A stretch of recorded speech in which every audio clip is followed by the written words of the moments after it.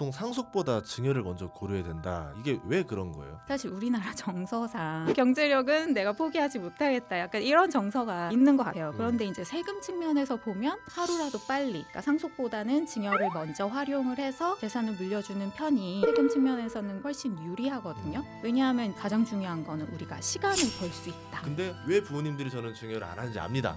어른 나빠지니까. 그렇죠. 근데 사람들이 이제 증여 상속 나오면은 겁을 먹더라고요. 그리고 왜 그런 거예요? 누구는 세금을 1,000만 원 폭탄을 맞았다. 뭐 이런 기사들도 종종 들리고 하니까 내가 잘 모르는데 이런 얘기만 듣다 보니까 혹시 나도 세금 폭탄을 맞는 게 아닐까? 뭐 이런 막연한 두려움을 가지고 계시는 것 같아요. 언제부터 설계를 시작하는 게 제일 좋을까요? 제가 늘 말씀드리는 얘기예요.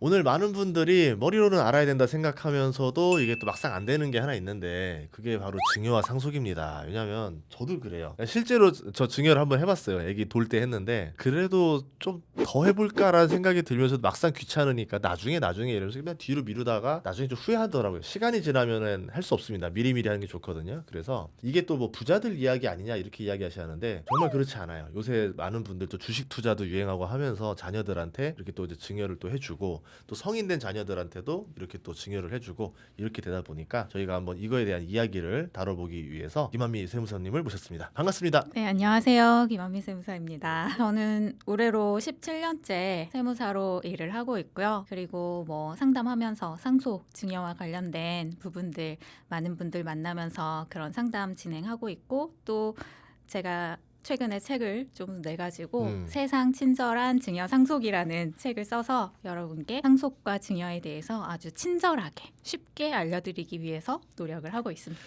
저희가 채널이 이제 교육 채널이다 보니까 네. 아무래도 좀 더 세상 친절하게 네, 아주 친절하게. 필요할 것 같아요. 왜냐하면은 이제 정말 그 아이들, 자녀들을 위해서 하는 거다 보니까 네. 잘 부탁드리도록 하겠습니다. 네.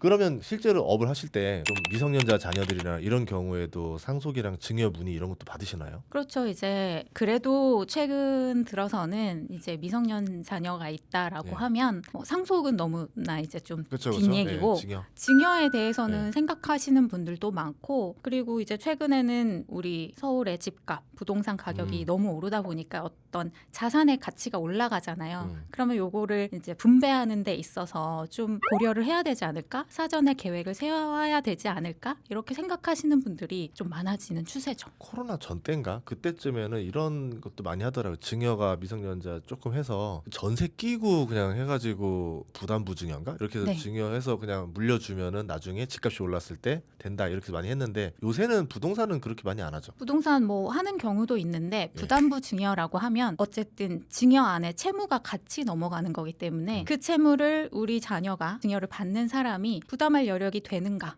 이 부분에 대해서 이제 세무서가 아주 열심히 보고 있기 때문에 그럼 주식은 요새 많이 하나요? 주식 증여는 사실 뭐 하기도 하죠 많이. 제가 왜 여쭤봤냐면 네. 저희는 그 애기 돌잡이 때 네. 그냥 돌잡이는 재미가 없는 거예요. 그래서 뭐 할까 해서 주식 돌잡이를 시켰어요. 그래가지고 그 주식 마크들 딱 이렇게 네네. 다 해놓은 다음에 애기 보고 잡아라고 해서 빅테크들 쫙 미국 주식을 해놨습니다. 딱 잡는 거를 사줘야 되겠다라고 했는데 애기가 버크셔 해서웨이를 잡는 거예요. 그래서 할아버지 얼굴 딱 잡더라고요. 이거 좀 비싼데 이거. 네. 그때 7억인가 그랬습니다. 지금 13억인가 그렇고. 네. 이건 안 된다. 이거 징에서 많이 나온다. 다시 네, 잡아라. 다시. 이래가지고. 근데 버크셔를 또 잡은 거예요. 다행히 이제 비주라는 게 있어서 네. 그걸로 해가지고 이제 증여 2천만 원 이렇게 해서 줬었거든요. 근데 그때 이후로 주가가 좀 2배 가까이 올랐던 것 같은데 네. 되게 후회되더라고요. 그때 우리 애기가 엔비디아 잡았으면 지금 아. 20배는 먹었을 텐데 하면서. 그렇죠. 이런 초기 투자 예. 자본, 그러니까 딱 말씀하신 대로 2천만 원 공제 한도만큼 그렇게 자녀 명의 주식 계좌에 넣어주고 이제 그게 우리 아이가 자라면서 주식도 같이 잘할 수 있도록 그렇게 해주시는 분들도 계시죠. 이제 많이 또 네, 있어요. 좋습니다. 근데 사람들이 이제 증여 상속 나오면은 이렇게 좀 겁을 먹더라고요. 뭐 네. 내 이야기 같지도 않아 하고 왜 그런 거예요? 사실 이제 너무나 어렵게 느끼시는 거죠. 그리고 용어 자체도 사실 좀 낯설잖아요. 법률 용어예요. 네, 다 너무 어려운 용어로 되어 있고 어렵고 그리고 이제 뭐 뉴스나 뭐 보도 자료 이런 데 보면 누구는 세금을 뭐 수천만 원 폭탄을 맞았다. 아니면 자금 의료출처 조사를 받았다. 뭐 이런 기사들도 종종 들리고 하니까 사실 어렵고 무서운데 그리고 내가 잘 모르는데 이런 얘기만 듣다 보니까 혹시 나도 세금 폭탄을 맞는 게 아닐까? 뭐 이런 막연한 두려움을 가지고 계시는 것 같아요. 우선은 아까 뭐 얘기했지만 증여랑 상속을 구분 못하는 사람도 굉장히 많습니다. 많습니다. 예. 그러면 아까 네. 세상 친절하다 하셨으니까 뭐 맞습니다. 세상 친절하게 이 두 네. 가지 차이를 좀 쉽게 설명해 주면 좋을 것 같아요.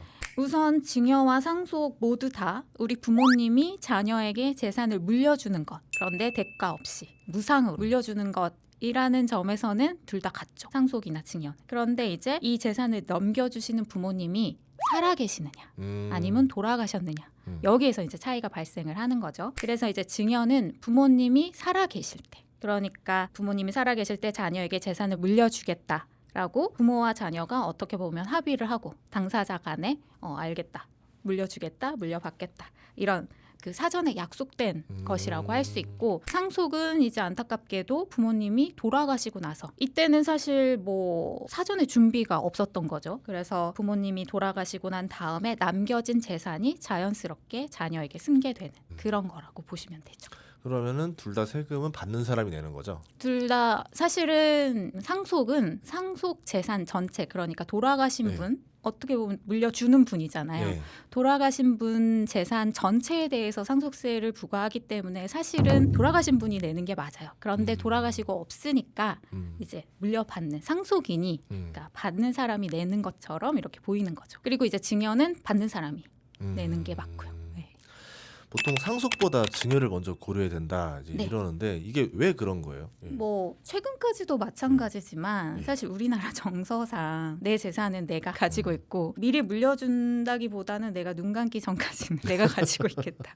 경제력은 내가 포기하지 못하겠다. 약간 이런 정서가 좀 있는 것 같아요. 그런데 이제 세금 측면에서 보면 하루라도 빨리, 그러니까 상속보다는 증여를 먼저 활용을 해서 재산을 물려주는 편이 세금 측면에서는 훨씬 유리하거든요. 왜냐하면 이제 가장 중요한 거는 우리가 시간을 벌 수 있다. 이 부분을 제가 말씀을 드리는데, 증여를 계산을 할 때, 그러니까 증여를 볼 때, 증여세를 계산을 할 때 우리나라 증여세는 10년 단위로 리셋이 돼요. 그래서 10년을 이제 타이머로 둔다고 그렇게 생각을 하시면 됐는데, 증여를 받는 사람 기준으로 10년 단위로 리셋을 하고, 미성년자 같은 경우에는 10년 동안 2천만 원, 그리고 성인 자녀 기준으로 하면 10년 동안 5천만 원. 그러니까 세금 없이 내가 부모님한테 받을 수 있는 돈이 각각 2천만 원, 5천만 원 정도예요. 그러니까 굉장히 타이트하죠. 그러면 한 살일 때 2천, 네. 11살일 때 2천, 2천, 21살일 때 5천, 5천. 딱 9천만 원 정도가 네. 예. 그렇게 세금 없이 이제 받을 수 있죠. 그래서 요 10년이라는 기간이 있기 때문에 요 시간을 좀 내 편으로 만들려면 최대한 빨리 그렇게 해서 한 말씀하신 대로 9천만 원, 1억 정도를 세금 없이 우리 자녀에게 물려줄 수 있도록. 그러면 네. 우리 자녀가 성인이 되면 그게 이제 종잣돈이 되겠죠. 시드머니가 돼서 자산을 형성할 수 있는 기초가 될 수 있으니까, 상속으로 넘겨주게 되면 사실 아까도 잠깐 말씀드렸지만 그 재산, 상속 재산 전체에 대해서 세금을 부과하게 되면 우리는 이제 세금, 그 상속세 같은 경우는 많으면 많을수록 세율이 올라가잖아요. 세율이 올라가기 네. 때문에 세금을 너무 많이 내게 되니까, 상속으로 너무 몰아서 이렇게 물려주기보다는 증여로 조금씩 나눠서 이렇게 주게 되면 세금을 안 내거나 아니면 좀 낮은 세율로 내거나 그렇게 할 수 있으니까 증여를 하시는 게. 증여라고 하면은 네. 예를 들어서 자녀가 10명이다 치면 네. 1억 하면은 받는 사람들이 증여는 1억에 대한 세금이니까 10%일 거 아니에요. 세율이. 네, 맞습니다. 네네. 근데 만약에 10억 상속이 10억이 되면은 10억에 대한 세율을 때리고 시작한다는 거잖아요. 그렇죠. 무조건 증여 낫네요. 그렇죠. 근데 왜 부모님들이 저는 증여를 안 하는지 압니다. 어른 나빠지니까. 그렇죠. 그런 경우도 있을 수 있겠죠. 아, 그렇게도 할 수 있다. 그러면은 이 10년인데 이 안에 뭐 누적 합산 과세라는 거 있잖아요. 네. 그럼 이게 뭐 10년 안에 다 벌어지는 거는 합산해서 과세한다 이런 얘기예요? 맞습니다. 어. 그러니까 증여세는 진짜 한마디로 10년짜리 타이머라고 생각을 하시면 되는데, 근데 많은 분들이 오해를 하시는 게, 내가 이제 자녀에게 올해 5천만 원을 주고 뭐 한 내년이나 내후년에 또 5천만 원을 주면 공제 한도까지 줬으니까 세금 없이 괜찮겠지? 이렇게 생각을 하세요. 그런데 그 5천만 원이 10년 동안 다 합쳐서 5천만 원. 그렇죠. 그러니까 내가 이렇게 5천만 원 줬을 때 국세청에서 이제 들여다보는 거는 이 자녀한테 돈이 10년 동안 얼마나 많이 갔냐, 요 합쳐서 보는 거기 때문에 그 부분을 꼭 주의를 하셔야 되고, 그리고 이때 더 주의를 하셔야 되는 게 동일인에게 10년 동안 간 재산을 다 합산을 하라 이렇게 되어 있기 때문에 동일인이라고 하면 아버지와 어머니 같은 사람이에요. 따로따로 하는 거 아니구나. 그렇죠. 그래서 아버지에게 내가 1억을 받고 내년에 어머니한테 1억을 받을 건데, 어머니한테 1억 받을 때는 1억에 대한 세금을 계산하는 게 아니고 그 전에 10년 이내에 아버지한테 받은 1억이 있기 때문에 요 1억을 합산을 해서 2억에 대해서 증여세를 계산을 하거든요. 이게 누적 합산 과세가 되는 것이고, 사실 1억 각각 계산했을 때보다 네. 2억을 이제 합산해서 계산을 하면 더 높은 세금이 나오는 거죠. 예를 들어서 그럼 아빠도 주고 할아버지도 줬어요. 네. 그러면은 따로따로 계산되는 거예요? 아버지와 할아버지는 동일인은 아니에요. 그쵸. 그렇지만 직계 존속이죠. 예. 10년 동안 5천만 원이라고 했기 때문에 5천만 원은 아마 먼저 증여세 계산할 때 5천만 원 쓰셨을 거예요. 그러니까 만약에 할아버지한테 나중에 1억을 받았다라고 하면 이때는 합산은 안 되지만 공제는 받을 수 없어요. 저는 그러면 다 이제 명의에다 별도인 줄 알고 예를 네. 들어서 이런 거죠. 뭐 개처럼 네. 여기 조카 사촌 있으면 우리 다 2천씩 다 몰아줍시다. 한번 딱 해주고 야, 우리 애 때도 2천씩 한번 다 몰아줘. 이렇게 하면 안 된다는 거네요. 안 된다는 거죠. 국세청이 상당히 호락호락하지 않죠. 예, 호락호락하지 않네요. 네. 좋습니다. 어쨌든 이 두 가지를 잘 몰라서 증여 플랜 짜지 못하는 분들 정말 많거든요. 네. 그러니까 정말 몰라서 세금을 많이 난 사례들 중에서 뭐 어느 정도까지 나온 게 있나요? 뭐 세금 많이 낸 사례도 있을 수 있지만 진짜 대략 그냥 간략하게 간단하게 이제 말씀을 드리면, 내가 이제 자녀에게 1억을 주고 싶은 거예요. 근데 A 부모님은 이런 것들을 잘 알고 이제 10년 규칙을 이용을 하신 거죠. 그래서 20살 성인이 됐을 때 딱 5천만 원 예금 통장에 넣어주고, 그리고 30살 딱 되니까 다시 5천만 원 예금 통장에 넣어줬어요. 그러면은 우리 30대 자녀가 독립을 할 때 뭐 전세금 이렇게 도움을 받을 수 있는 거잖아요. 이때 세금 한 푼도 안 내는 거죠. 5천만 원씩 공제 받았으니까. 그런데 이런 것들을 잘 모르고 계시던 부모님은 30대에 대해서 내 자녀가 독립을 하겠다라고 했을 때 1억 원을 한 번에 싸준다. 그러면 증여재산 공제 5천만 원만 받고 5천만 원에 대해서는 세금을 내니까 그러면 500만 원 세금 내는 거잖아요.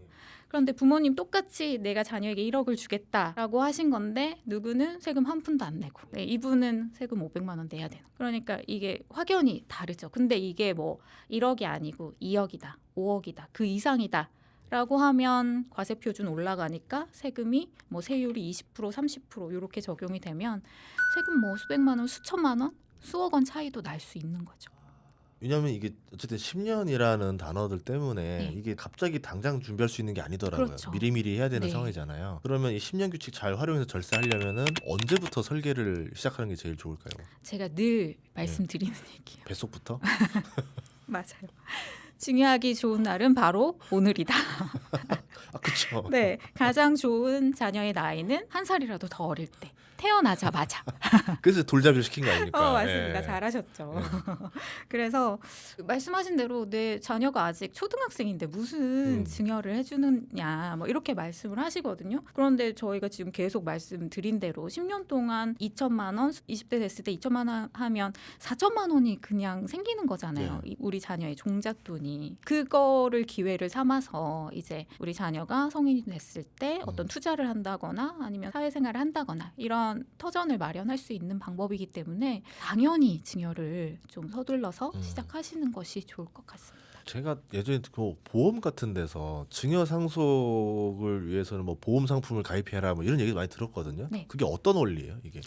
뭐 여러 가지가 있지만 보험도 보험이지만 뭐 적금, 뭐 펀드도 마찬가지고요. 유기정기금을 이용한 뭐 적립식 펀드 이런 것들이 있어요. 예. 그러면 이런 경우에는 매달 아니면 뭐 매월 해서 몇 년 동안, 10년 동안 이렇게 해서 정기적으로 펀드를 넣는다라고 했을 때 요거를 지금 10만 원하고 미래의 10만 원은 다르잖아요. 요 네. 미래 가치, 현재 가치의 차이를 이용을 한 건데 그렇게 계산을 했을 때 우리가 이제 증여세를 내는 부분이 현재 가치로 땡겼을 때 나오는 세금하고 지금 당장에 뭐 5천만 원, 6천만 원 증여하는 그 세금하고 차이가 발생을 하거든요. 그러네요. 그래서 요 현재 가치의 차이에 대해서 좀 세금적으로 좀 이익을 볼 수 있게 그런 뭐 상품들도 좀 있었던 거죠. 예, 알겠습니다. 뭐 현금 말고도 다른 증여들 또 뭐가 있을까요? 뭐 꼭 현금을 줄 필요는 없잖아요. 많이 아는 주식, 아파트, 코인 이런 것들 다 증여의 대상이 되는 것이고 코인도요? 그렇죠. 가상자산. 코인도 증여의 대상이 될 수 있습니다. 코인도 자산으로 치는 거예요 이제? 네네. 하셔야죠. 그럼 한 달에 용돈 얼마가 적당하다고 보세요? 이제 세무사가 보는 한 달 적정 용돈. 한 달 적정 용돈은 근데 사교육비가 20년 세월 치면 적지 않은 돈일 거란 말이죠. 그럼요. 근데 이거에 대해서는 세금을 물리지 않잖아요. 비용 처리 깔끔한. 그거 보면서 아 교육이 이렇게 또 하나의 이렇게 아이디어 될 수 있겠는데 또 꿀팁 같은 거 있어요. 꿀팁. 예, 차라리 어떤 거에 쓰는 거는 아깝지 않으니까 자녀한테 이건 써라. 뭐 교육과 관련